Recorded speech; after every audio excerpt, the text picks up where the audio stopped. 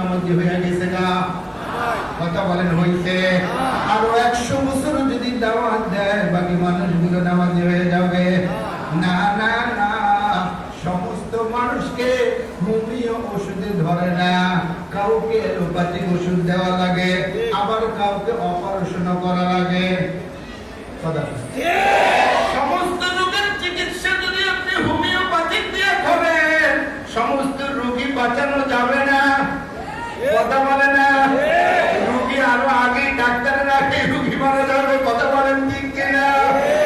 সেই জন্য সব জায়গায় হোমিওপ্যাথিক দিয়ে কাজ হবে না। আল্লাহ পাক রব্বুল আলামিন বলছেন, আল্লাযীনা ইম্মাক্কান্নাহুম ফিল আরদ আকামুস সালাহ।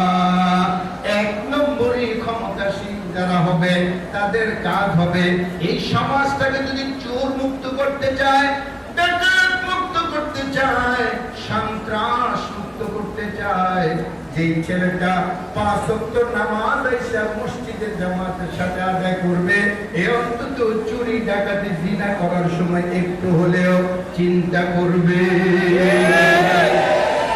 আল্লাহ পাক কেন 62 বার নামাজের কথা বলেছে? নামাজ পড়ো, কোরআনে কারীমের কোথাও এই কথা বলা হয় নাই। আল্লাহ পাক রব্বুল আলামিন বলছেন, আকিমুস সালাহ, নামাজ কায়েম করো। কি করো? নামাজ কায়েম করো। আল্লাহ পাক রব্বুল আলামিন এই দায়িত্ব দিয়েছেন প্রত্যেকটা পরিবারের প্রধানকে, মেম্বার সাহেবকে, চেয়ারম্যান সাহেবকে, তারপরে এমপি সাহেবকে, মন্ত্রী সাহেবকে। এখন চেয়ারম্যান, মেম্বার, এমপি, মন্ত্রী কি নামাজের কথা বলবেন? নিজেই বাবা খায়। কমিশনার সাহেব যদি কাউকে নামাজের কথা বলবেন, তাহলে ওই ছেলে বলবে, স্যার আপনি দেখি গাঁজা খান, বাবার উপরে আমার নামাজের সবক দিতে আছে। এই জন্যই ধর্মে শরমে আজ পর্যন্ত কোন কমিশনার, কোন মেম্বার, কোন চেয়ারম্যান, কোন মন্ত্রী, কোন এমপি ভুলেও কোন মুসলমানকে নামাজের কথা বলে না।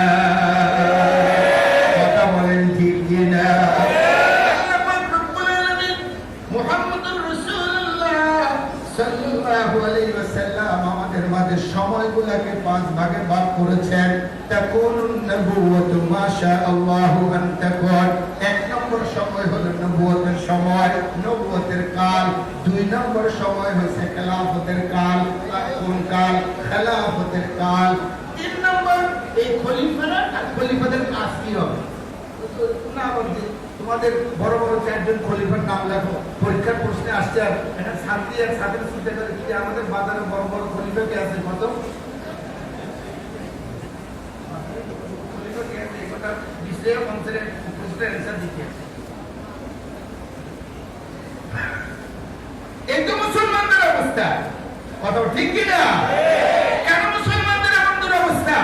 মুসলমানের এই কোরআন কি একেবারে শিশু শ্রেণী থেকে বিশ্ববিদ্যালয় পর্যন্ত এটা শিক্ষা বাধ্যতামূলক হওয়া দরকার ছিল কি ছিল না?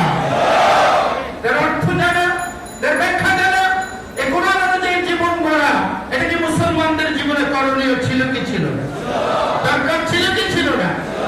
হয় কোরআন তোমার পক্ষে সাক্ষী দিবে, অথবা কোরআন তোমার বিপক্ষে সাক্ষী দিবে। আজকের লাখ কোটি মুসলমান কোরআনের বিশুদ্ধ তেলাওয়াত জানে না, কোরআনের তেলাওয়াতই জানো না, অর্থ কিভাবে জানবা? অর্থই জানো না, ব্যাখ্যা কিভাবে জানবা? ব্যাখ্যাই জানো না, কিভাবে বাস্তব জীবনে সেটা কায়েম করবা? কথা বলেন ঠিক কিনা? আমাদের নেতা নেত্রীরাও কেউ এই তালেই থাকে না। কথা বলেন ঠিক কিনা? আমাদের নেতা নেত্রীরা মনে করে এই কোরআন শুধু মোল্লা মসজিদের কাজ, কোরআন পড়ার, কোরআন পড়ানো। এরা আমাদেরকে ভাবছে যে এরা শুধু এই কাজটা করবে আর খাবে। আমরা হচ্ছি দুনিয়ার যত মাতাব্বরি সরকারি সবকিছু আমরা করব, আর ওরা শুধু মৌলবীরা এই কাজটাই করবে। এই কোরআন কি শুধু মৌলবীদের জন্য আসছে? মৌলবীদের জন্য? আল্লাহ রাসূল কি শুধু মৌলবীদের জন্য? আল্লাহ রাসূল কি, আল্লাহ রাসূল সম্পর্কে আল্লাহ পাক বলেছেন, ওমা আরসালনাকা ইল্লা রহমত। শুধু ওই মৌলবীরা আমরা কয়েকজন দূরে পড়ে গেলে আপনাদের রহমত লাগবে না? আর রহমত কি শুধু নামাজ রোজা হজ যাকাতের মধ্যে রহমতের আরো বিস্তীর্ণ এলাকা নাই? কথা